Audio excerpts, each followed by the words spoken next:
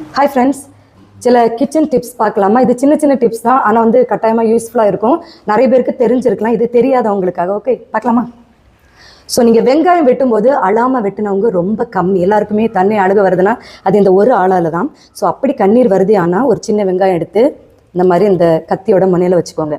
இப்படி ஃபஸ்ட்டே வச்சுட்டு வெட்டுனீங்கன்னா கண்ணீர் வராது. சரியா? ஓகே.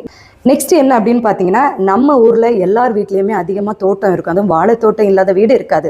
ஸோ நம்ம வீட்லேயும் அதே மாதிரி தான், இது வீட்டில் உள்ள பழங்கள் தான். இந்த மாதிரி நம்ம ஒரு தாருன்னு சொல்லுவாங்க, சில இதில் கொலைன்னு சொல்லுவாங்க. எங்கள் ஊர்லலாம் ஒரு கொலை அப்படின்னு சொல்லுவாங்க.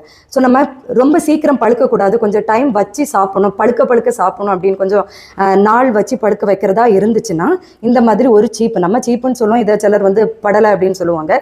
இந்த இருக்கு இல்லையா, இந்த பகுதியில் நீங்கள் அலுமினியம் ஃபாயில், இது வந்து டிஷ்யூ, எங்கிட்ட அலுமினியம் ஃபாயில் எனக்கு இல்லாததுனால காட்ட முடியல. ஸோ இந்த மாதிரி இந்த தண்டில் அலுமினியம் ஃபாயில் வச்சு இந்த மாதிரி நல்லா ஃபுல்லாக டைட்டாக கவர் பண்ணி விட்டுட்டு வைங்க. ஸோ இது வந்து உடனே பழுக்காது, கொஞ்சம் டைம் விட்டு பழுக்கும். ஸோ இதுதான் ரெண்டாவது. மூணாவது என்ன அப்படின்னு பார்த்தீங்கன்னா, தேங்காய் வந்து நான் வாங்கினேன் சீக்கிரமாகவே அழுகி போச்சு அப்படின்னு சொல்லி இருக்கோம் இல்லையா. ஸோ நம்ம ஃப்ரிட்ஜில் வச்சாலும் சரி, வெளியில் வச்சாலும் சரி, அது கிளைமேட்டை பொறுத்து இருக்கும். சிலது சீக்கிரம் கெட்டு போயிடும். ஆனால் நீங்கள் தேங்காவை ஃப்ரிட்ஜில் வச்சாலோ வெளியில் வச்சாலும் இந்த மாதிரி இந்த 3 கண்ணு தெரியுது இல்லையா, இதை வந்து இந்த மாதிரி நிமித்தி வைக்கணும். கீழே இப்படி ஸ்லீப்பிங்கில் போடாமல் இப்படி சும்மா உருட்டியெல்லாம் விளையாண்டிங்கன்னா சீக்கிரம் கெட்டு போயிடும்.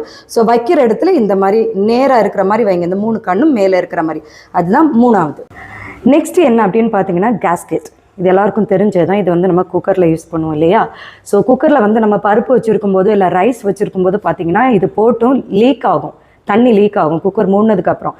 ஸோ நம்ம ஏதாவது குக்கரில் வைக்க போகிறோன்னா அதுக்கு ஒரு 30-40 மினிட்ஸ்க்கு முன்னாடி இந்த கேஸ்கெட் எடுத்து ஃப்ரீஸ் பண்ணுங்கள். ஃப்ரீஸ் பண்ணிவிட்டு யூஸ் பண்ணி பாருங்கள், அந்த வாட்டரோ இல்லை பருப்பு தண்ணி லீக் ஆகுறது வராது.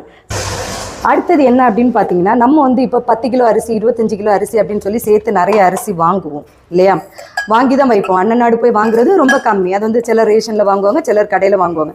இந்த மாதிரி பக்கெட்டில் ஏதாவது அரிசி வச்சிங்க, ஸோ இந்த அரிசியில் வந்து வண்டு புழு இந்த மாதிரி ஐட்டம் வரக்கூடாது அப்படின்னா நம்ம காஞ்ச வத்தல் இருக்கு இல்லையா, காஞ்ச வத்தல் நமக்கு எவ்வளோ அரிசி இருக்கோ அதுக்கு தகுந்த மாதிரி கொஞ்சம் அளவாக இதில் வத்தல் போட்டு கொஞ்சம் மிக்ஸ் பண்ணி வச்சிங்கன்னா இதில் வந்து எறும்போ வண்டு இந்த மாதிரி பிரச்சனைகள் வராது.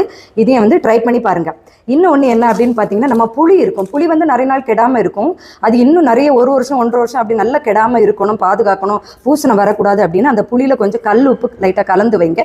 ஸோ புளி கெட்டு போகாது. ஸோ இன்றைக்கி இதுதான் கிச்சன் ஹேக். தெரிஞ்சவங்க விட்டுருங்க, தெரியாதவங்க இதை ட்ரை பண்ணி பாருங்கள், நிச்சயமாக உங்களுக்கு யூஸ்ஃபுல்லாக இருக்கும். See you guys in next video.